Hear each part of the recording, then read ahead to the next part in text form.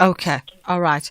And did we? Sorry, I just was in comms quickly. But by way of accessing this fund, are there any sort of hurdles or things that businesses would have to ensure are in place? Or to access it, you must go to our website, or you can even visit our offices that are across the country. You can even call us. Our people will direct you how to do an application, but all the applications must be logged on the system.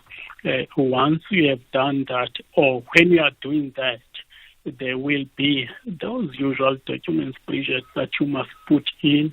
The documents like your FICA documents, proof of address, proof of this, proof of ID, because we have to ensure that you are indeed a South African.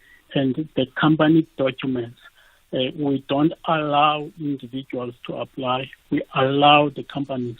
So there should be company documents, and that company must be registered in South Africa. And obviously, you must be in good standing when it comes to tax. Remember, I said we are using taxpayers' money. So if we have to spend tax on you, at least you must do your bit by being in good standing. I agree on that one. And perhaps I should have, led with this at the beginning by way of SIFA, because you, Lwandiso, you did mention that you yourself are under the employ of SIFA and are just implementing this on behalf of the department. So anything by way of improved access programs or anything of the sort that those who are in the tourism space need to be alerted to with SIFA directly? Yes, we are actively on the road shows.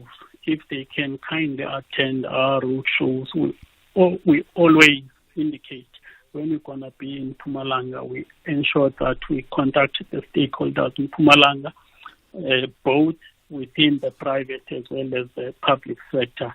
That's number one. Yeah. Number two, as I've indicated at the beginning, we are running a couple of programs with SIFA, and most of those programs are sponsored by government, different government departments.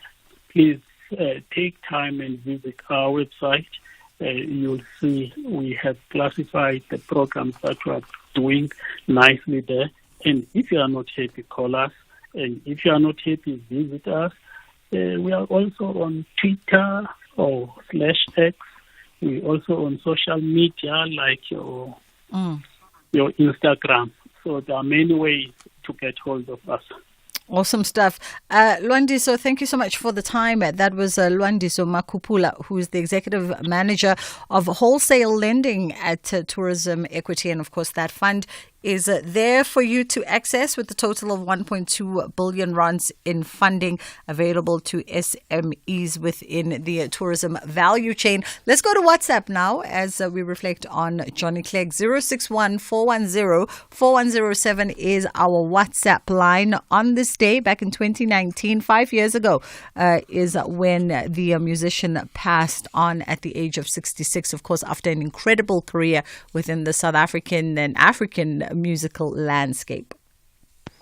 Hi, Bridget. Thank you for playing Scatterlings of Africa. I admire Johnny Clegg so much. My playlists are full of his music, and I do feel like we were robbed because I consider him as an epitome of how the music and the country and the people should look like. And today I'll play his music just to honor his memory. Thank you so much. It's Honorable Prince in the Northern Cape.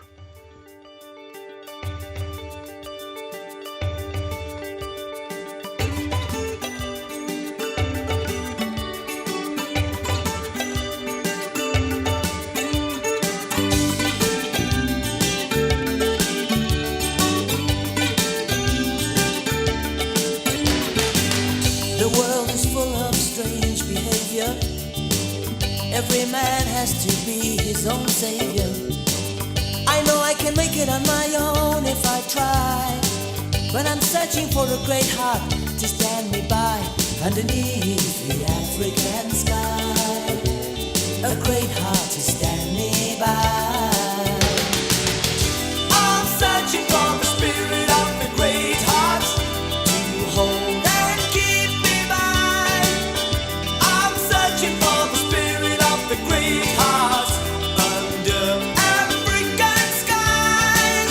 Sometimes I feel that you really know me. Sometimes there's so much you can show me.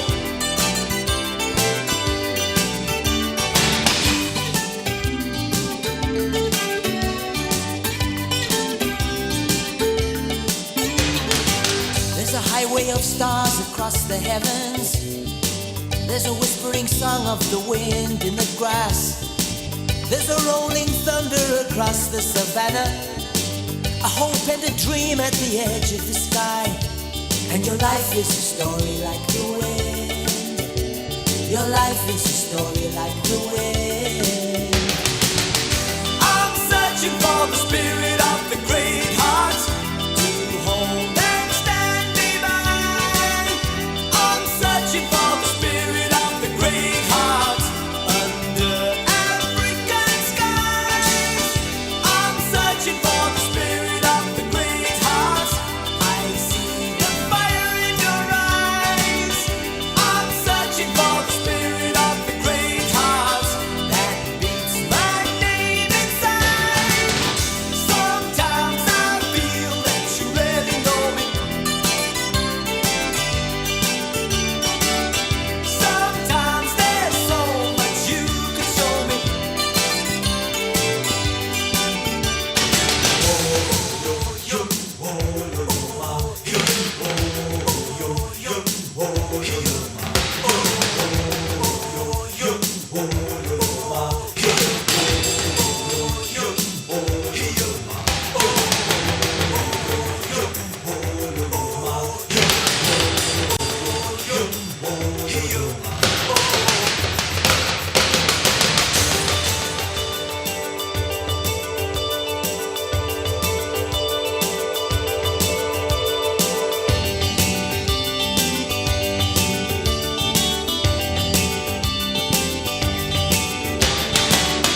I'm searching for the spirit of the great heart.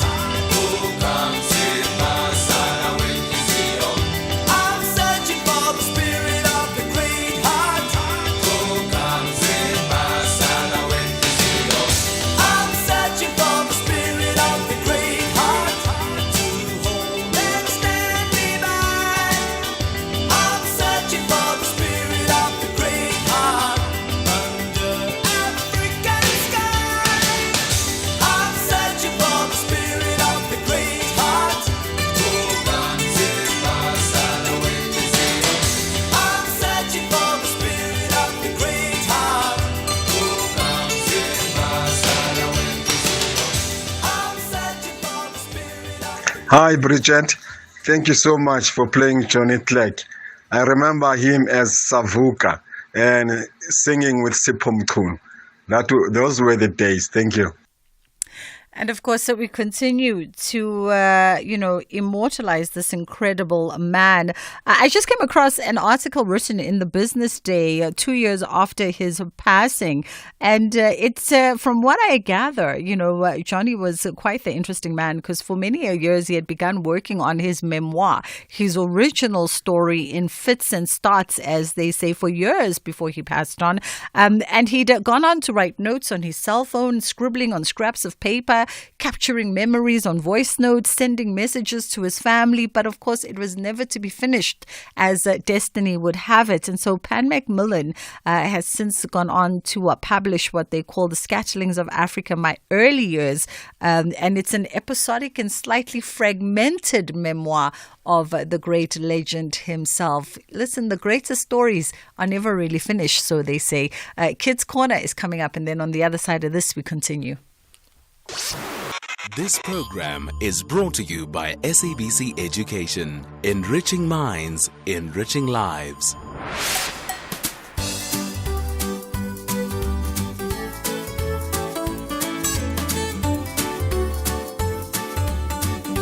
Hi SAFM, my name is Andrew from Brackenridge Primary.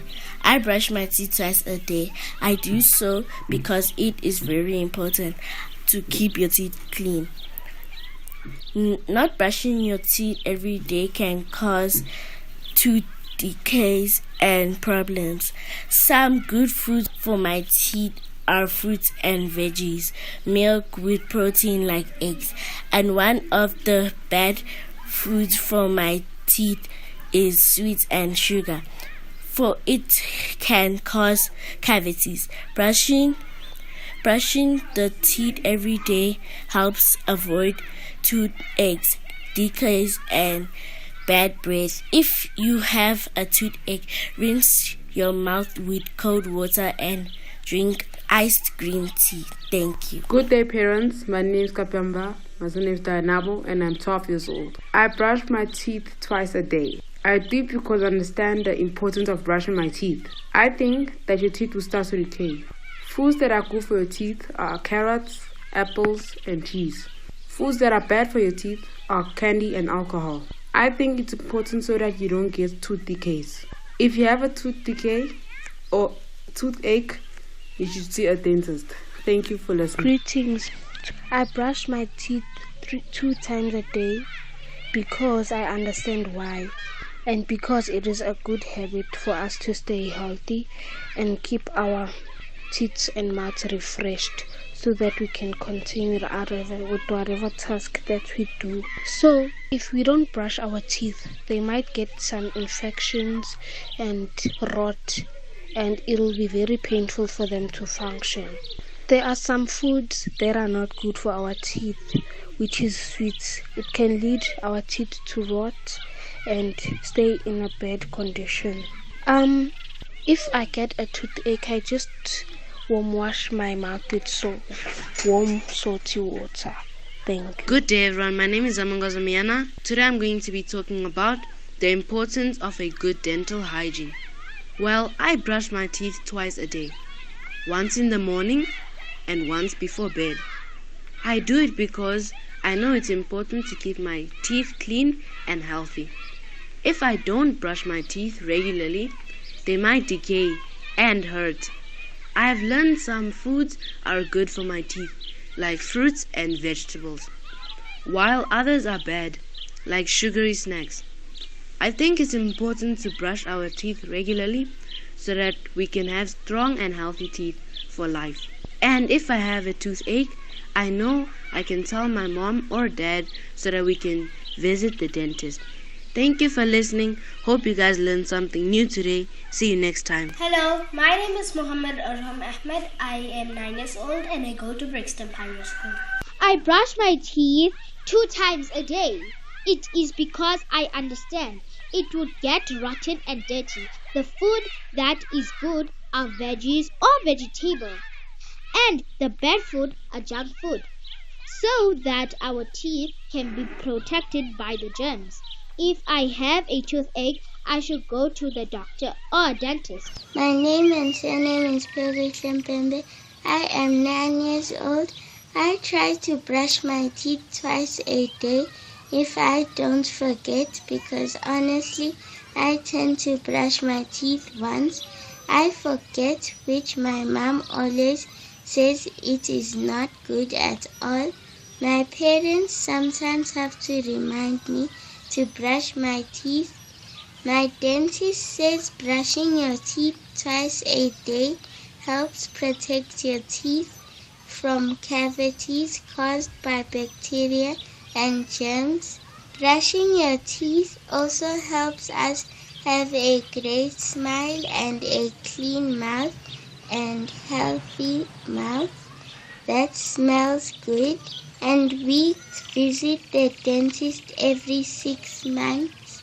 Hello, my name is Demir Madam, 10 years old. I'm in grade 4. I brush my teeth 3 times a day. I'm sometimes reminded to brush my teeth. Yes, I do understand the importance of oral hygiene.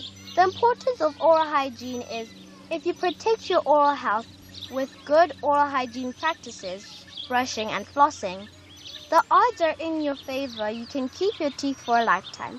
To keep your teeth healthy, it is important to remove dental plaque. a sticky colorless film of bacteria. Plaque buildup can cause tooth decay and gum disease. Why I think it's important to have a good oral hygiene is because without a proper dental hygiene plan, bacteria that would harm the tooth enamel can build up, causing cavities and a tooth decay. And because it's important to have a good tooth health. Hi, my name is Dana Corden. I usually brush my teeth at least twice a day. I'm not reminded to brush my teeth, ever. I always do it all the time because I understand the importance of oral hygiene. I personally think it's important to have good oral hygiene because it can keep your teeth clean and healthy and can prevent plaque buildup and cavities. Thank you.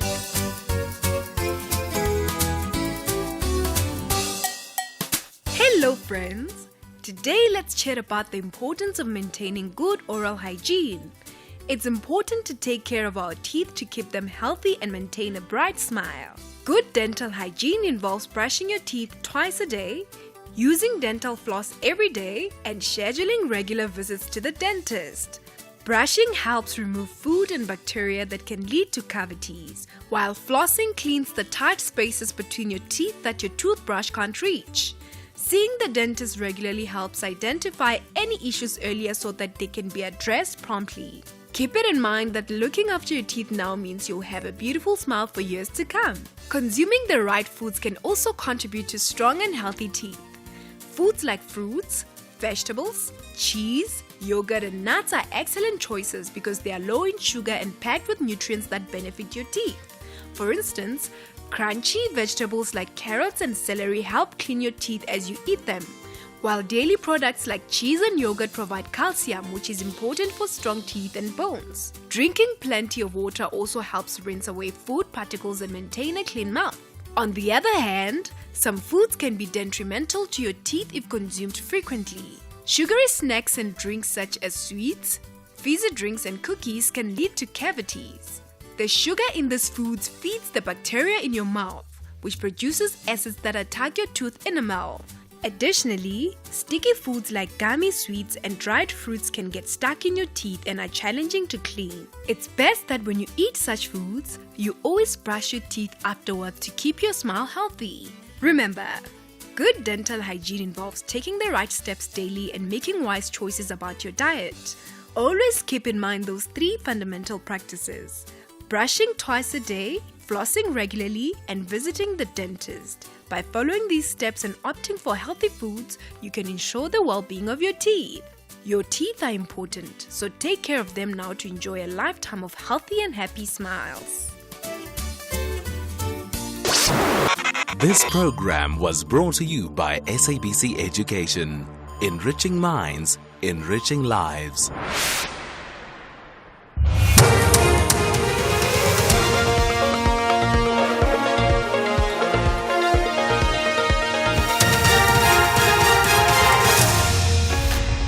The top stories at 2 o'clock. Thousands affected by bad weather in the Western Cape and a memorial service underway for Mirafong crash learners. A very good afternoon. Western Cape Infrastructure says the 9-day inclement weather in the province has affected more than 150,000 people across 6 regions. Over 50,000 structures have been destroyed.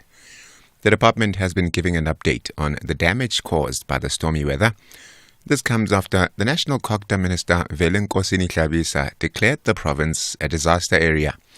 Provincial Minister Tertia Simmers says their technical teams are still conducting assessments to determine the overall extent of the damage.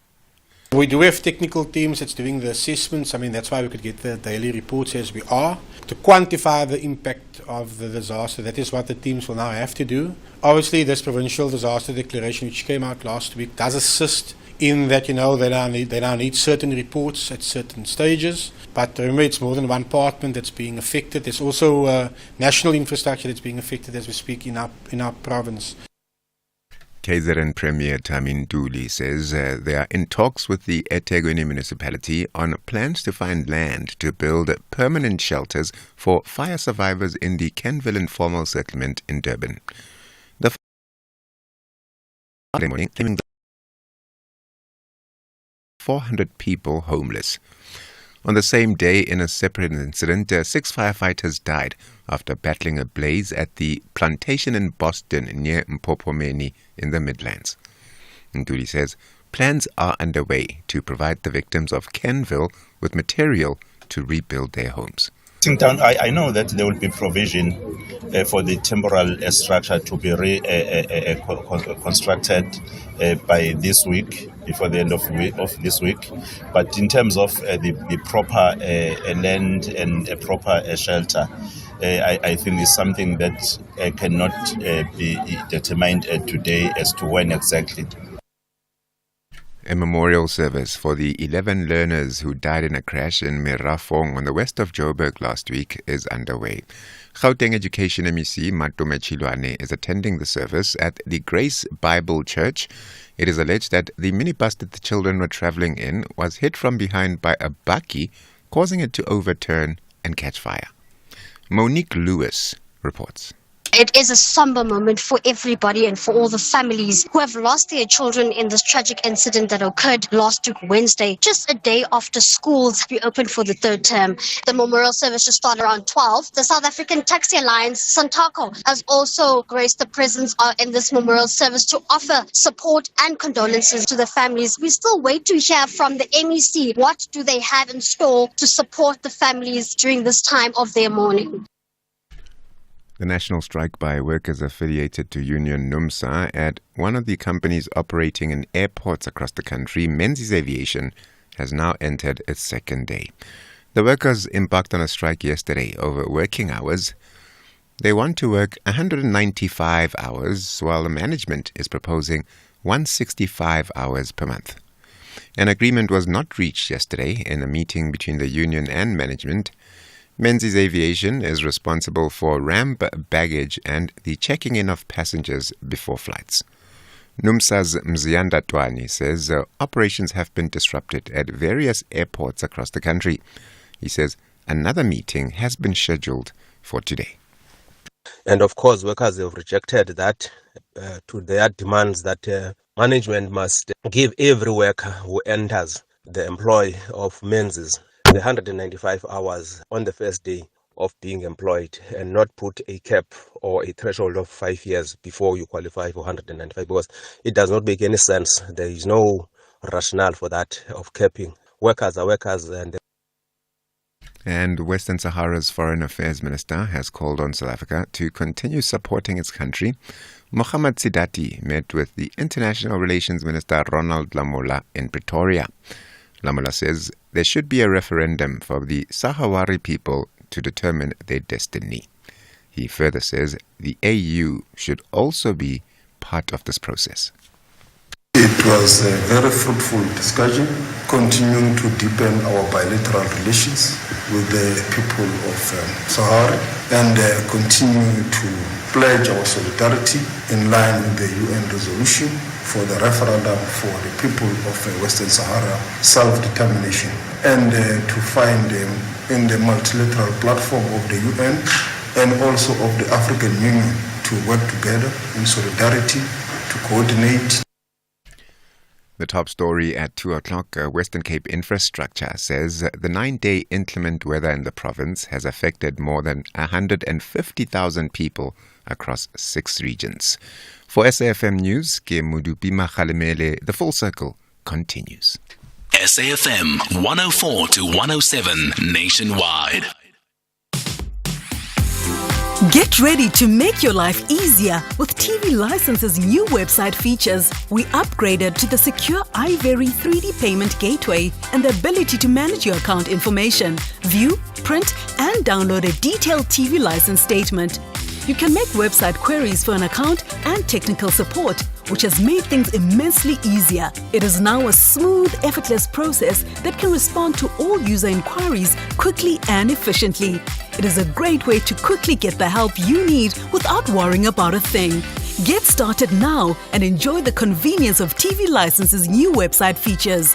Visit www.tvlic.co.za today. TV Licenses, do it for the convenience that matter. S3 is bringing you the best in Indian cinema every Sunday at 2 p.m. Laugh, dance, get drawn into the drama, revved up with the action, and maybe, just maybe, shed a little tear?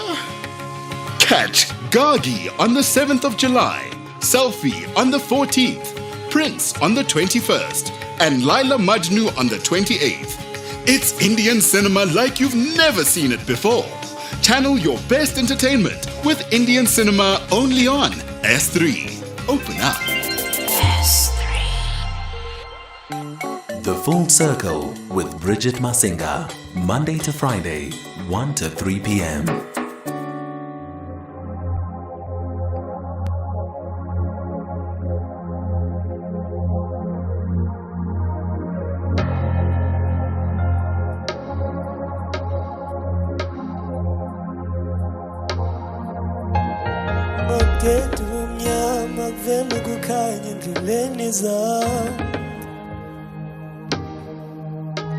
Ndiyayazi ilizwi lendoda na mali yalivagana.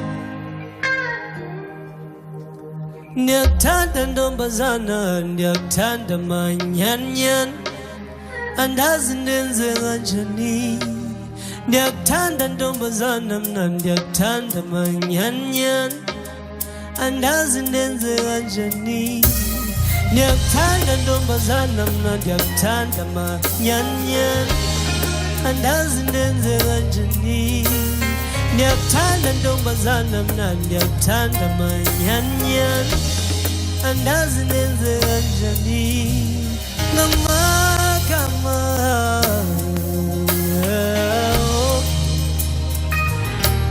ndiphelelwa ngamakama.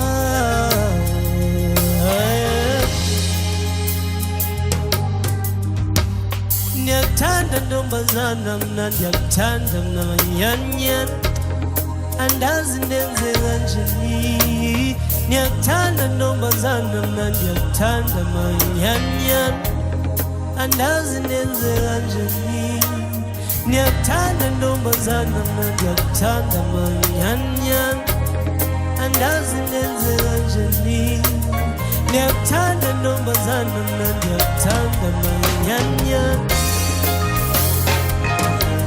Ndiphelelwa ngamakama, ndiphelelwa ngamakama, ndiphelelwa ngamakama, ndiphelelwa ngamakama.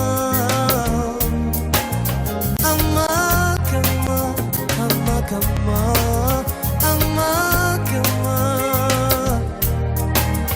amakama, amakama, amakama. Usistop samsamala dressing kuselezi melaniza sepsiga.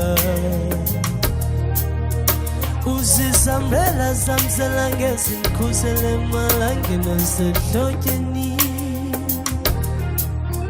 Ulikumula mle chocolate limnandi njenge tofolax, andazi ndenze kanjani. Funa makama nenyana, funa makama nenqaso, funa makama nothando, funa makama namandla, funa makama nenqaso, funa makama nothando. Simakade uzokhusela phakathi kwezaqhwithela, phakathi kwezaphusela. Simakade uzokhusela phakathi kwezaqhwithela, phakathi kwezaphusela. Umako ndiyakuthanda mna, umako uyandichaza mna, umako ndiyakuthanda mna, umako ndiyakuthanda mna, umako uyandichaza mna, umako ndiyakuthanda mna. Amakama, amakama, ndiphelelwa ngamakama, ndiphelelwa ngamakama, ndiphelelwa ngamakama, ndiphelelwa ngamakama, ndiphelelwa ngamakama.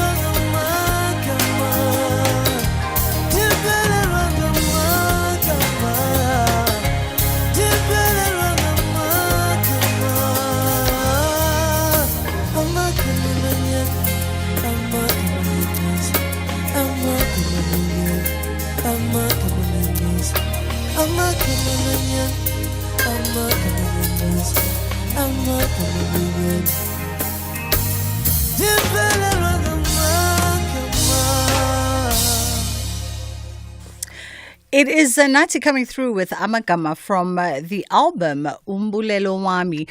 And of course, he is credited on composition and lyrics for this one, with production and engineering, Lance Stur being behind it, and producer Sipho Nyatela. Of course, you know Lance Stur, the owner and executive producer at Ghetto Rough. His legacy in the music industry is plagued with all kinds of stories of, alleged misconduct and alleged bad business practices. Depending on which artist you ask, of course, a lot of things unconventional about how they did business, and they had quite dominance back in the mid to late 1990s into the 2000s. Then they were the record label of the likes of Zola 7 alongside Nati and so many others that came out of Ghetto Rough.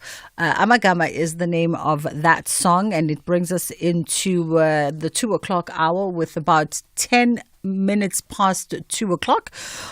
It's Tuesday, so we are having health and wellness conversations after 2, and we're looking at the effects of binge drinking. And we know we are a society that likes to consume alcohol. South Africans are quite bonded with their beverages of choice, whether it's in celebrations, whether it's at cultural gatherings or drinks after work. Alcohol is just somehow part and parcel of our social makeup as a country, and I don't know if that's a good or a bad thing. And I think statistics tend to suggest perhaps that it could be a bad thing, because we might have a problem. Graham Hart is joining me now for this conversation, who is an addiction counselor. How are you doing, Graham? Good afternoon, Bridget. Nice to speak with you. Thank you so much for your time this afternoon. Statistically, there seems to be a suggestion that perhaps we might have a problem with alcohol and alcohol consumption as South Africans.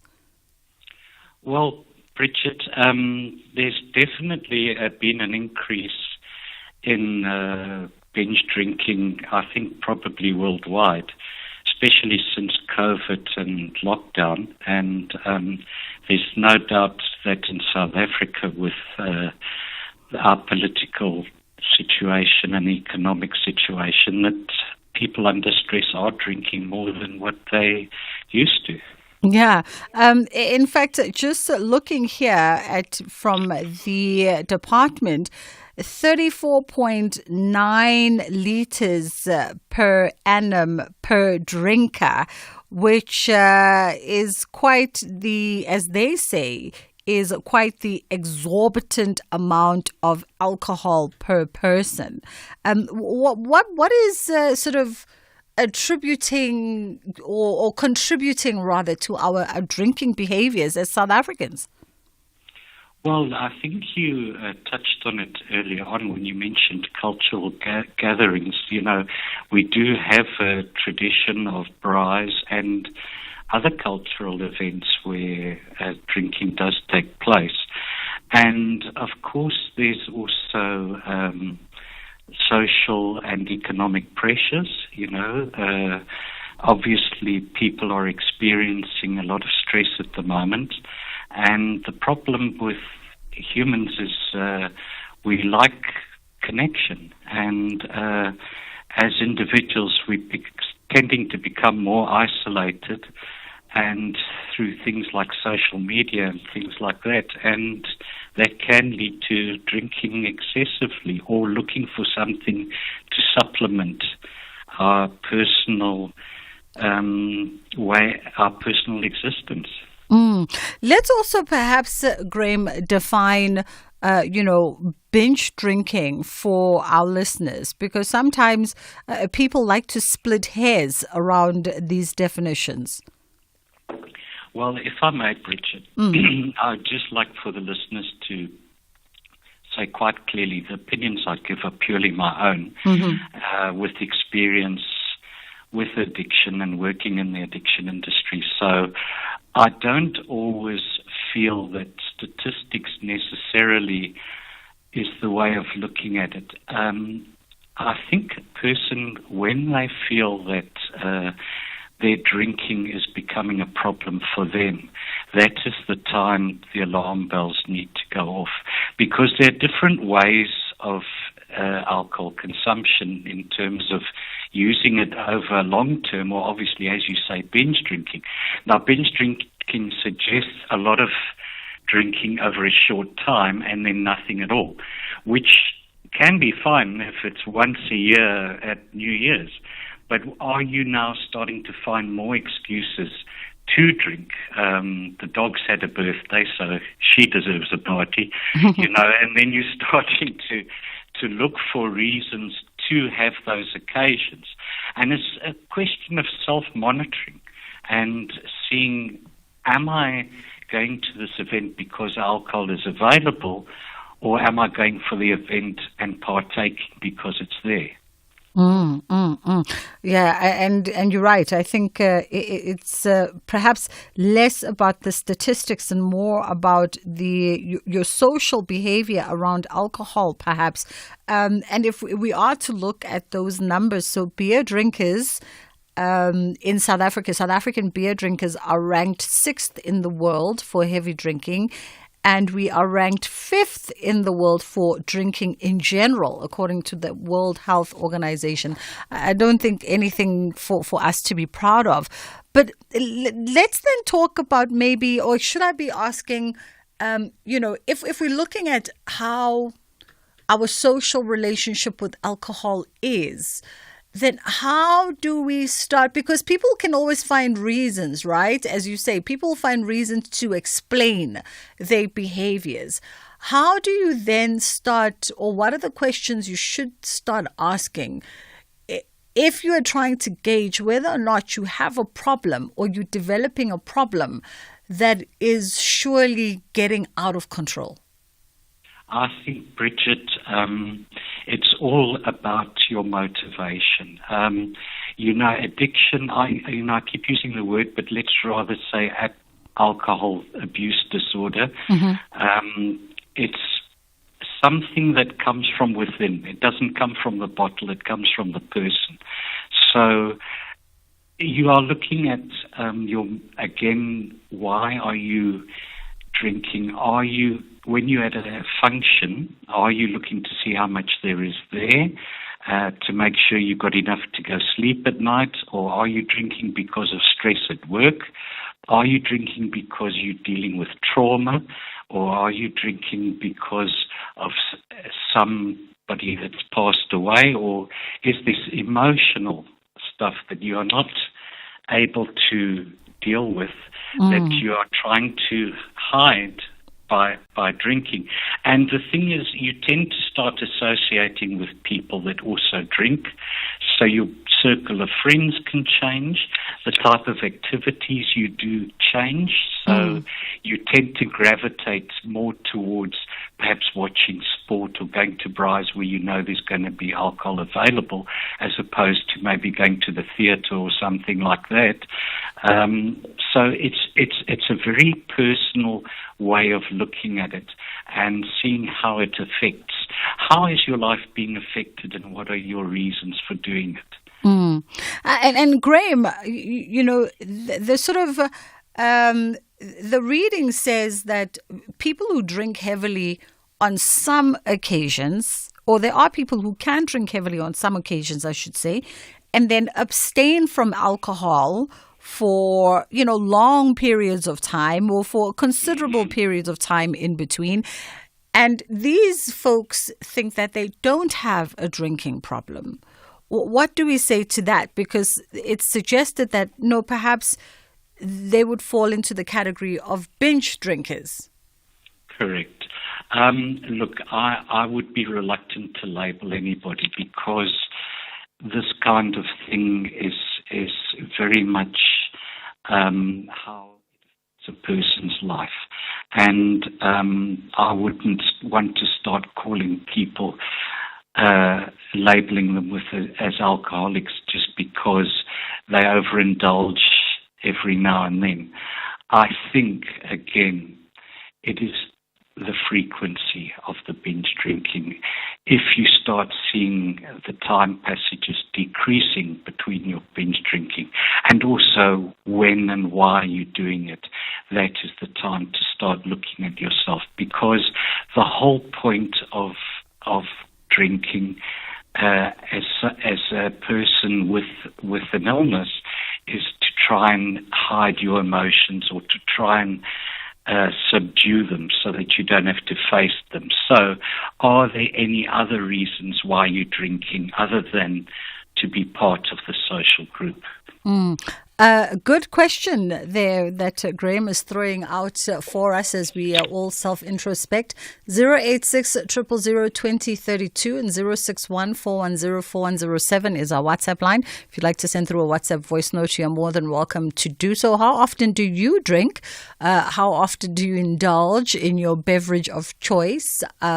And why, perhaps, do you indulge? Is it for social reasons? You know, you're at a party, you're at a wedding, and so it just helps you get loose and get into a better personality. And would you consider that perhaps there are times when you lose control a little bit if you've overindulged, or maybe not? 06141044107 is our WhatsApp line. Let's take a quick pause. Yeah, we can do this. It's been a long time coming. This deserves to grow. It's a great business. If they don't like it, someone else will. And fund me so I can expand. Maybe I can offer them shares. I need to retain equity for staff. It's going to be good for recruitment. Yeah. Possible begins with that one great idea. When Telkom enables entrepreneurs to make their ingenuity a reality, we grow local economies. Telkom. Possible begins here. The Arctic and Antarctic are the greatest and least known wildernesses of all. Magical worlds inhabited by the most bizarre and hardy creatures on Earth. David Attenborough travels to the end of the Earth, taking viewers on an extraordinary journey across all 4 seasons in the polar regions of our planet, north and south. Prey and hunter are caught up in the battle of survival. Meet terrifying sea spiders and woodlice the size of dinner plates, polar bears, seabirds, penguins and orcas, and learn how global warming is threatening this fragile ecosystem. Channel your inner explorer with Frozen Planet, Sundays at 6:30 p.m. only on S3. Open up. Arts, culture, and robust conversations with Bridget Masinga. We are in conversation with addiction counsellor Graham Hart, and it is Tuesday after 2, so we're taking health and wellness conversations now, and we're looking at the effects of, binge drinking or overindulging in your drinking tendencies. And of course, when we are looking at binge drinking per se, it can include extreme behaviors. And this is in accordance to an article written on the Netcare website. Just as one would consider it extreme to perhaps overindulge on healthy eats all week long, it's similar kind of behaviors that could point to binge drinking, where you are finding yourself overindulging in your alcoholic beverage of choice. And instead of just having one drink, you then continue on drinking. And that might indicate that maybe there might be a problem. But of course, as you heard Graham say, there are other red flags that one should be aware of. It's not that clean cut. It's not that simple.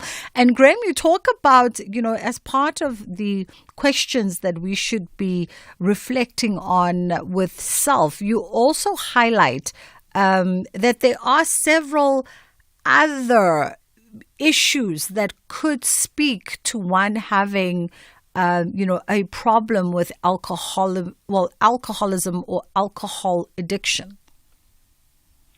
Yes, I do look at things like in my work with a person's employment. Are they happy? Their life goals, and also the people that are around them. It's very important for humans to have a meaning to their life. And sometimes when we lose that, and we're just going through the motions, that can often lead to some sort of addiction. And of course, there are other things like mental issues like depression, anxiety, bipolar or borderline personality disorder, which if undiagnosed can lead to a form of addiction. You know, there are many people out there suffering with other diagnoses that haven't been identified, that don't always realize that is the reason why they are overindulging. But you've also got things like stresses in your life and things from the past, your family upbringing.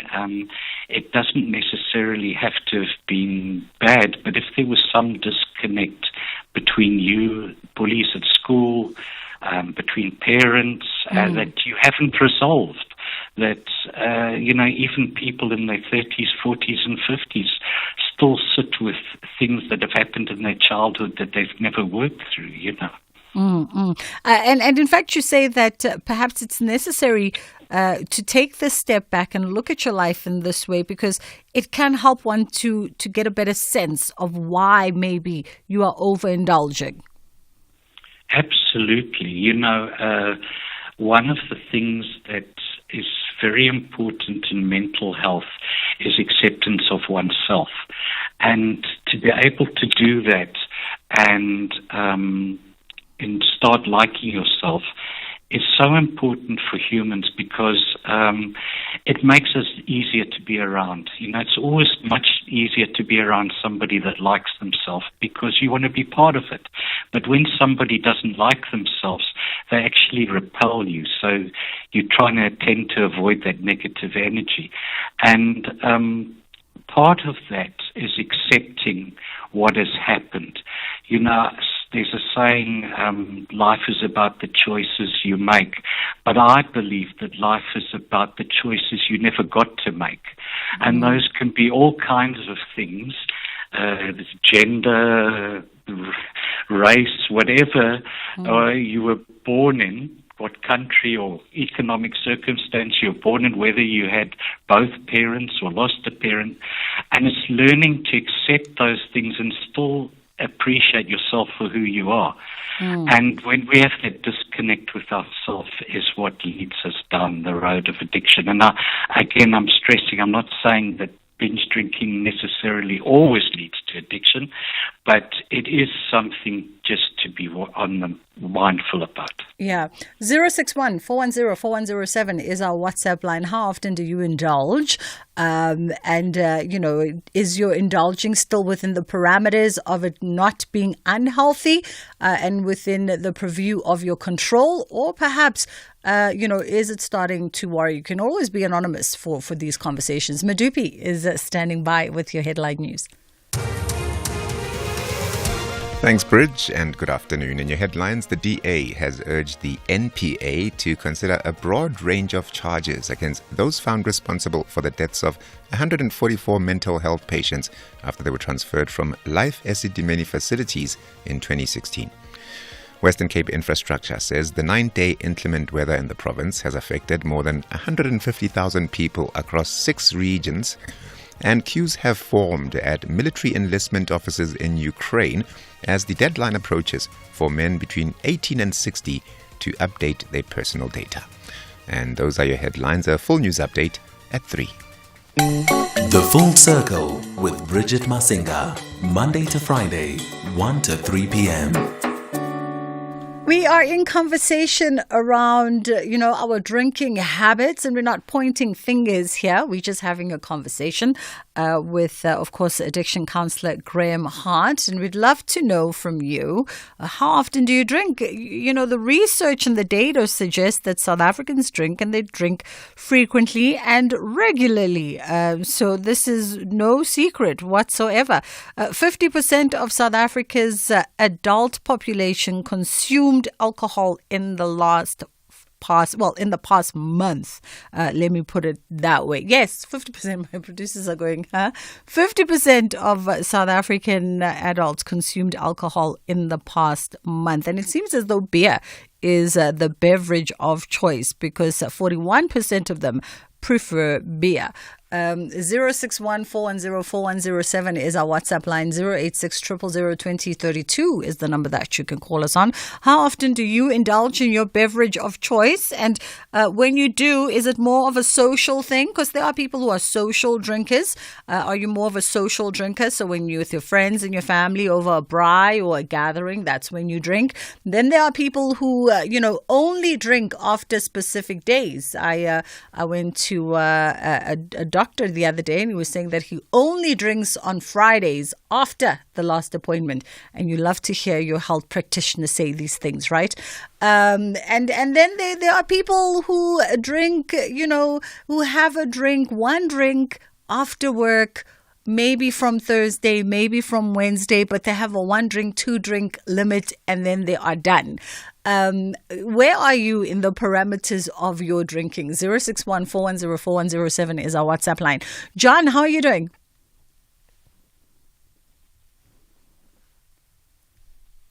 Is what we see. John, can I ask you to please start again? Sorry, they just had you on mute there for a second. How are you? Yes, drinking and unemployment are the two sides of the same coin. The way people who are unemployed drink is more than those who are employed. I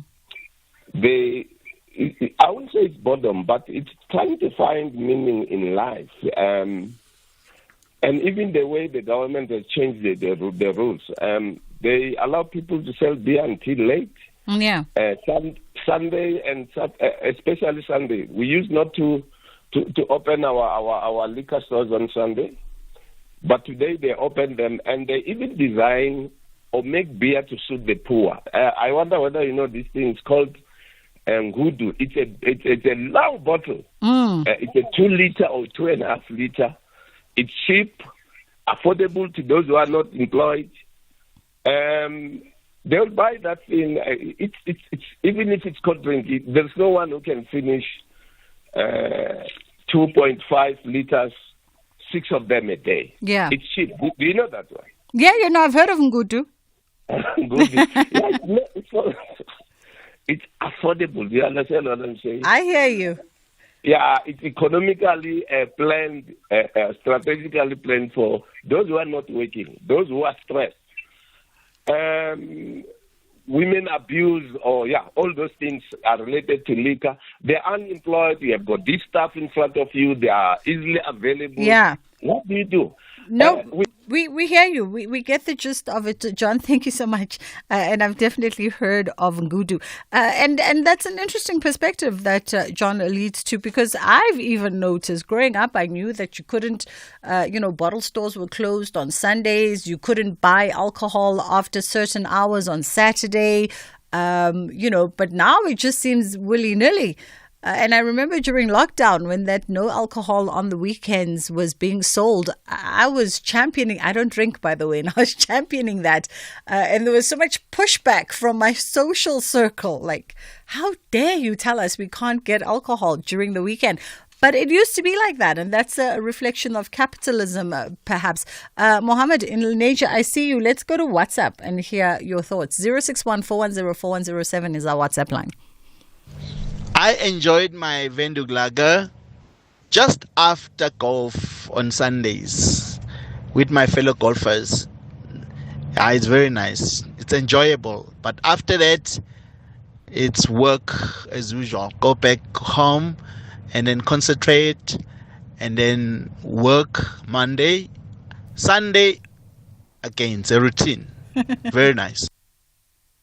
Good afternoon, Bridget and your team there. This thing of alcohol, I don't know. For me, I'm only sober when I go to sleep, or between the hours of sleep, at night when I go to sleep, usually around 10, 11 o'clock, and then I'm up at 5, and then I start again, every single day. I have no reason. I don't know. How are you productive? It's a big distraction of my life. A whole lot of things are going wrong, like work and whatnot. But sometimes you just can't stop. You just can't stop. It's anonymous in Durban. Anonymous, I'm going to need to know, how are you productive? Because from what we are hearing, from what you're saying and what we are picking up, you seem like you're sober and you are obviously in transit. We can hear that you're in transit somewhere, and it's a random Tuesday at 2:30. And so I want to know, like, how are you productive? I'm going to need part 2 of that voice note, Anonymous, because I want to know, how are you productive during the day? Or maybe you're just saying that jokingly and facetiously, that you are only sober when you sleep. Perhaps you were just joking. And I guess, Graham, to your point as well, he alludes to the fact that there's a lot going on in his life and a lot of stresses, a lot of triggers right now, that could maybe be sort of affecting his drinking behavior at the moment. And we see a lot of people who sort of lean on alcohol or whatever vice as a crutch to get through periods of stress or periods of anxiety or life changes of sorts, but it doesn't always necessarily mean that they have a problem. Just like at that point in time, they're leaning to this vice. Yes, that's quite correct, Bridget. Look, I'm not sure, as you say, whether Anonymous was being serious or not, but if he is, then I would like to tell him that there is hope, that he can get out of what he's in, and to look for help, because there is a way out of this kind of cycle. But that's taking him at his word that it is a problem. But yes, of course, you do get incidences where people will drink excessively due to a loss in their family or something like that, and then suddenly after a month they will say, okay, that's enough.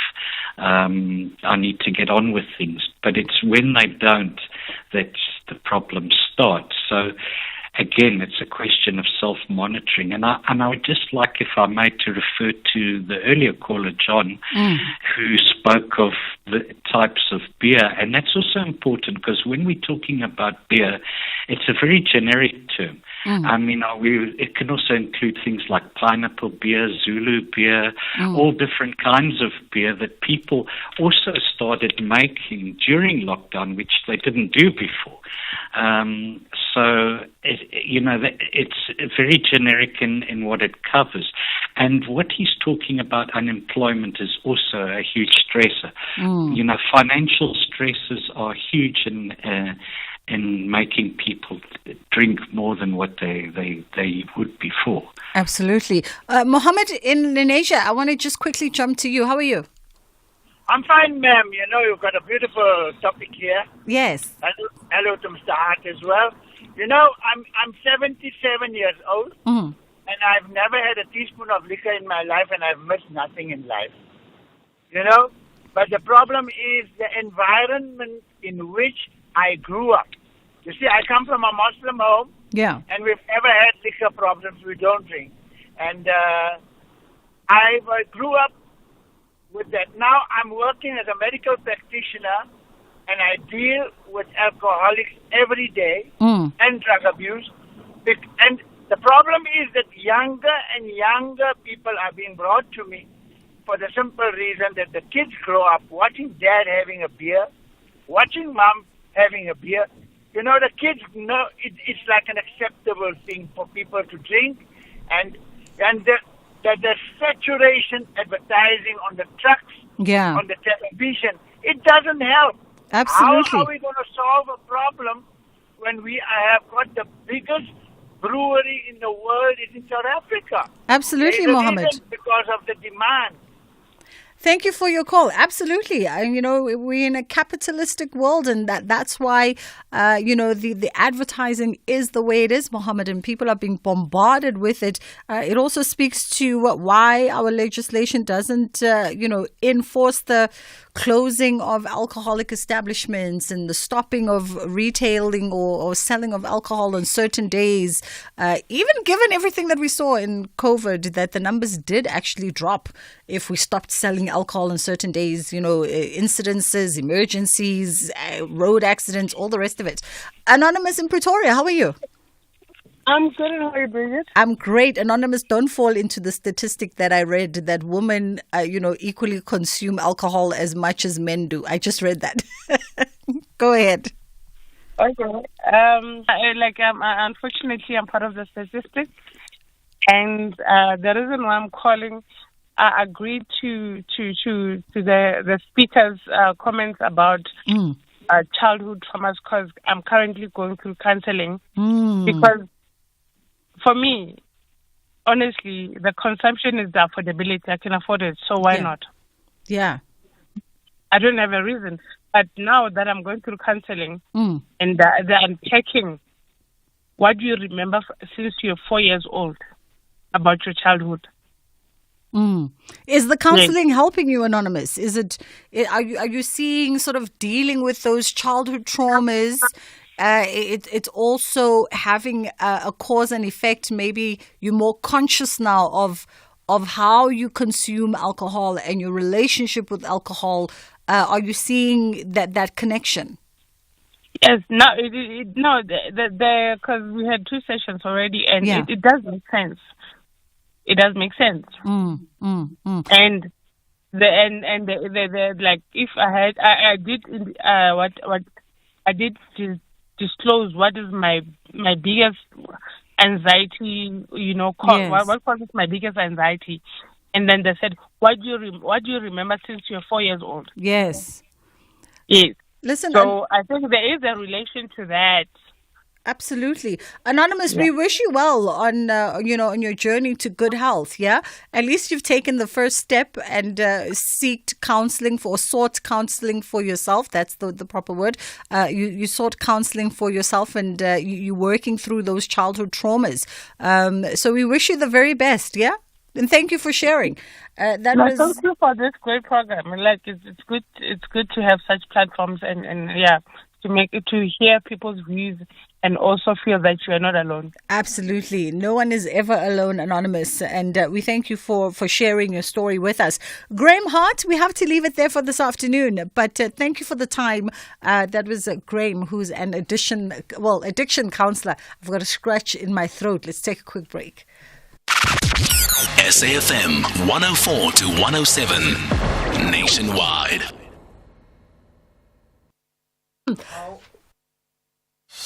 Channel the forgiving spirit of Utata Madiba on Afternoon Express, Tuesday at 6 p.m. on S3, as community development practitioner Taryn Liebau shares how he rebuilt a nation with the power to forgive. We discuss the magic of making a child's dream come true and cook up Madiba's favorite oxtail with umngusho. That's Afternoon Express this Tuesday at 6 p.m. only on S3. Repeat Sundays at 8:30 a.m. What is Ushuni, you say? Ushuni has a musical gift and can transform a song. Ushuni can fuse folk music with a popular urban beat or tune. Ushuni can take us on a beautiful musical journey. Ushuni way to Gelo. Join us in unearthing South Africa's next folk music star. 40 talented contestants from around South Africa competing for the ultimate grand prize of 500,000 Rand cash and a recording deal. Angeke basikhone with Ushuni Womhlaba, starting 7 July, Sundays at 6 p.m.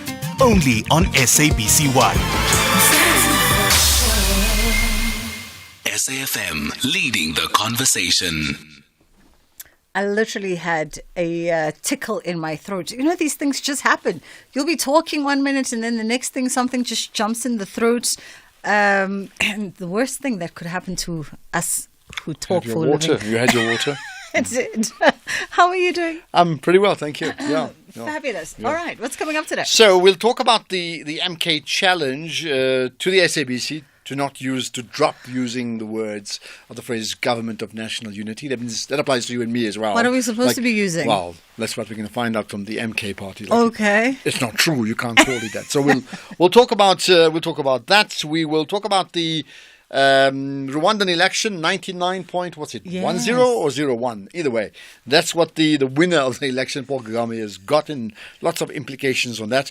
We have another round of analysis around the Donald Trump race for the presidency. He's got a running mate now. What does all that mean? We'll talk about that. We'll also chat to Sanaf later on about the same issue about the MK and the SABC. And then ahead of Mandela Day, we'll talk to the Nelson Mandela Foundation about who's doing what this year in terms of the galvanizing impact of Mandela Day coming up? July 18, besides the opening of Parliament. Yeah. Right? Yeah, I don't know. It almost seems, we've been having this conversation for the last couple of years now. It almost seems as though the day has lost its steam. And I don't know what that is. Is it an indicator of our disinterest as South Africans? Because we are the ones essentially who must champion this day, you know. But I almost feel as though we are so left behind. The rest of the world seems to still be amped maybe up. That's a question I need to ask them to say, has it lost its steam? Yeah. And give us empirical evidence for that. Maybe we'll ask you for that. And if it is, like, what more needs to happen? I mean, you don't drop the day, but how do you change what's being done around it? So we'll talk about all those things too. Absolutely. That's coming up on the National Pulse with the Ashraf between 3 and 6. Going to take a quick pause as I try to get this feather out my throat, and then we come right back. In terms of definitions, what's the definition between load shedding, load reduction, and power outage? So load reduction is a long-established process that we have been implementing as ESCOM, and we normally implement it in specific areas where the network in that localized area would be overloading for different reasons, and then we would implement load reduction so that we save our infrastructure, mainly the infrastructure that is exposed to this overloading. Daphne McQueen is the spokesperson for ESCOM. The National Pulse, weekdays 3 to 6 p.m. Bridget Masinga on SAFM. Okay, let's see if we can make it through the next couple of moments of conversation with Russell Rensburg of the Rural Health Advocacy Project. And we are looking at a holistic approach that will build a stronger rural healthcare system. Now, they've got a series of podcasts titled Advancing Healthcare, and he'll tell us a bit more about those conversations. How are you doing this afternoon, Russell? I am very well, thank you, Bridget, and good afternoon to you and the listeners. Thank you for taking the time. And I guess before we get into the what you'd propose as a holistic approach, or maybe consider as a holistic approach, this series of podcasts titled Advancing Healthcare, tell us more about some of the conversations that are held as part of the series, and maybe the motivation behind the series. No, I think the series was really initiated by the Hospital Association of South Africa, which is a group that really of private hospitals and lobby groups. And I think it was a series of conversations to think about how we talk about health, or think about delivering health and care in the 7th administration, considering all the different reforms. So I think one of the conversations was with me on rural health, and then there were 3 other speakers that spoke to health financing, and then also looking at health as part of our demographic transition. You know, we're getting, our country's getting older and life expectancy increases. So I think it's a series of 3 different talks looking at these different aspects. But it's really thinking about how do we do better in the delivery of healthcare services. And part of those crucial conversations, from what I understand, was a focus on obviously achieving universal health care and prioritizing rural health. Talk to us about that a little bit more. Yeah, so basically, yes, a lot of the conversations, a lot of the work that we do as the Rural Health Advocacy Project is about advancing effective health coverage, right? So it's a much more focused approach, where we look at the things that impact people most. So access to maternal and child health services, access to responses to or service coverage on infectious diseases, and then obviously the big burden that we're all carrying, which is non-communicable diseases. And that includes a whole lot of different things that ask us to look at it differently. And our conversations was really just premised on where's our population right now? How we're responding to different rural segments, be it youth, be it older people, be it children, and is our health system responsive enough to be able to deal with better response, being more responsive to the needs of the communities it serves? You also point out that the data that's available also shows that one needs to start taking a more differentiated approach to delivering healthcare for different population segments. Let's unpack that a little bit for our listeners. Yeah, when you look at rural, like a rural group, like a province like the Eastern Cape, maybe over 11% of its population are people over 60. Many of those people are what I call survivors of apartheid. They haven't had access to healthcare, deliberately so, in the previous administrations. And I think in the last 30 years, while we've expanded social care, we don't have a dedicated response to older people, right? They may have a greater incidence of needing hip replacements. They may need palliative care. They may need psychosocial support, right? And I think it's about how we organize our primary healthcare system using different tools to be able to reach out to these communities. And one of those is really well-trained community health workers who can be both linkages to the system, right, as well as making sure that people are checking in on our older people from time to time and that they are able to identify their most immediate health needs. Similarly, we also have a very young population, and we need to start thinking about how does our health system respond to the needs of younger people, children and young women in particular, as well as young adults entering the labor market or becoming entrepreneurs. So we need a system, for instance, I take the example of a youngster maybe working at a rural ShopRite. Yeah. Right? He earns less than 6,000 Rand a month. Right? He can barely afford medical aid, let alone going to the doctor. Yet our current system is not really designed for him to be able to see his local GP should he have a sick day. Yeah. So the result is that now we perpetuate these health inequities and we delay seeking access to any kind of diagnosis or routine care, which in the long run leads to poorer health outcomes. Yeah. So I think the differentiated approach is really about having a system that's adapted to the needs of the communities that it serves, and not just focus on the supply side approaches to healthcare that we had in the past, where we just say, okay, we must have so many hospitals, we must have so many doctors, so many nurses, without real consideration of what is the kind of skills that we need, at what level, to be able to respond and enable populations to have better health and care. The other thing that I sort of found concerning coming up from some of your conversations is that you'll say that data suggests that no one really knows the prevalence of certain diseases like cancer, for instance. And obviously we know that the lack in sort of management data on how facilities are run. No, absolutely. I think it's two sides of a coin. On the one side is obviously to be able to be treated for cancers, you need a diagnosis for cancer. And where we are at the moment, we don't have a routine diagnosis for cancer. You can't get a cancer diagnosis at primary healthcare, for instance. Sometimes it can take up to 5 months to get a diagnosis. And at that stage, you probably already have cancer. So the preventative stuff is a lot harder, especially for rural people. Right? So what we're saying is that, if we have a more health-seeking kind of approach, where we raise people's awareness around the risks of this, different diseases that they may be at risk to, like cervical cancers may be one of those, where we can encourage more and more people to take HPV vaccines because they're very effective. But there are other cancers like breast cancer or colon cancer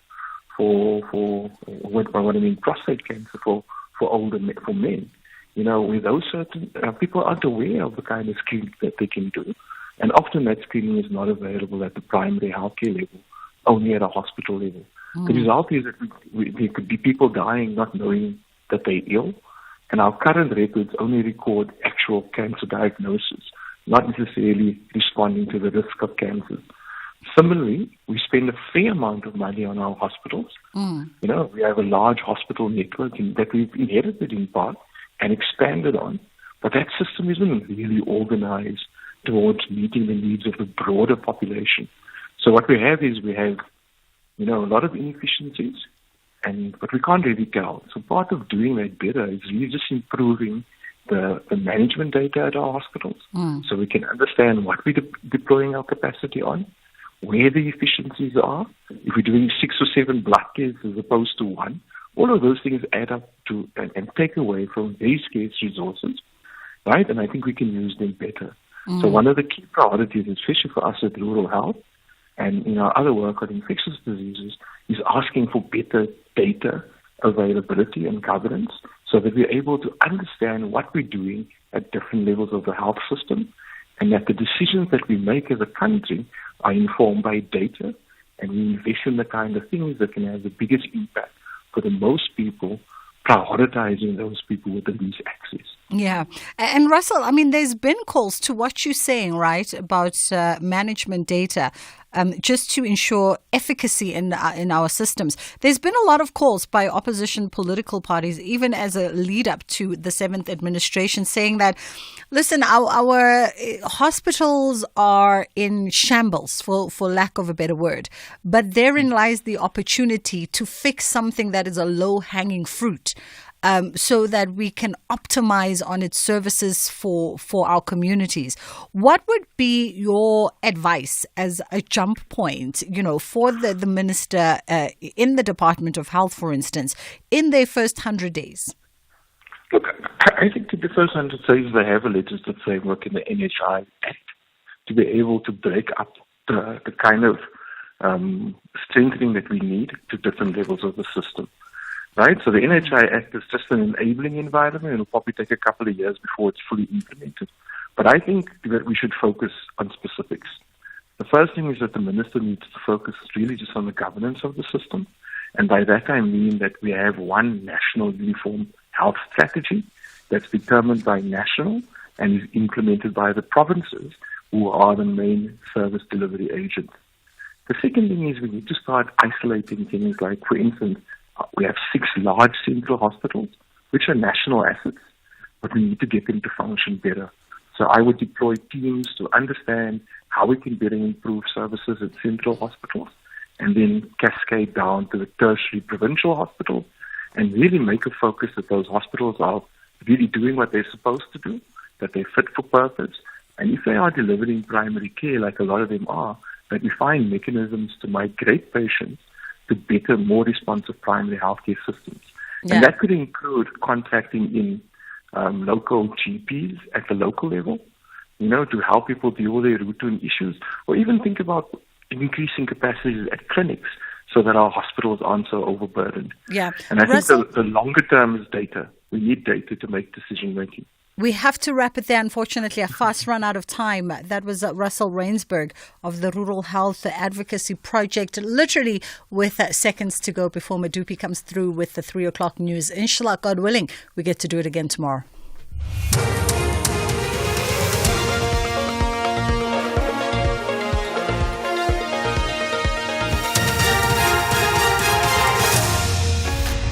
Thank you very much, Bridge. Safe travels. The top stories at 3. SARS e-filing season off to a good start, and the deadline looms for Ukraine's military enrollment. A very good afternoon. Revenue Service SARS has confirmed that the tax filing season kicked off to a good start yesterday, with